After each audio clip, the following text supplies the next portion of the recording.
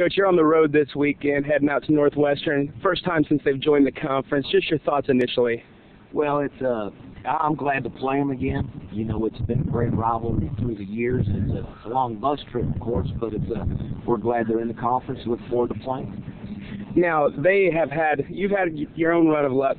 They've had it even worse. They've struggled this season so far and haven't really been close in a lot of games. How do you keep your guys who are working ahead and not looking ahead? Well, you know, you got to play them off. And Northwestern has had a tough schedule. They've played 2 ranked teams in the division teams. So they're in those games that they're difficult to do well. So you know, we've got to go up there and we've got to play well. We've got to play hard and be intense and play mistake-free football and get a win. Now, looking at Northwestern, what have you seen of them as you've scouted them throughout the week and things like that?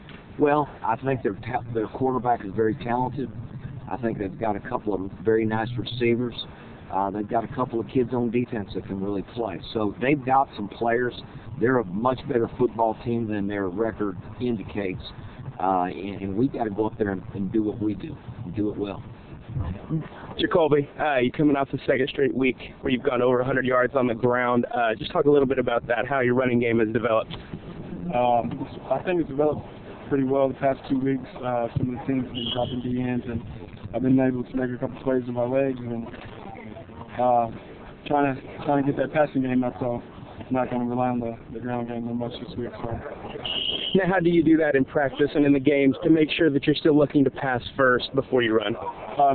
In practice, we even though if we get sacked, we're still going to throw it. That way we can get used to, you know, throwing the bodies around us so we can feel comfortable on the space on the side there. Now, last week you had C.J. Kirk kind of back in form, and you had Darius Abrams, who broke out and had the best running game of the season for any running back.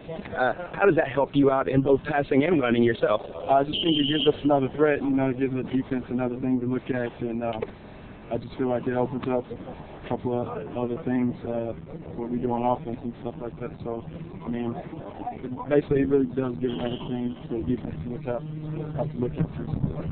How are you getting ready for Northwestern?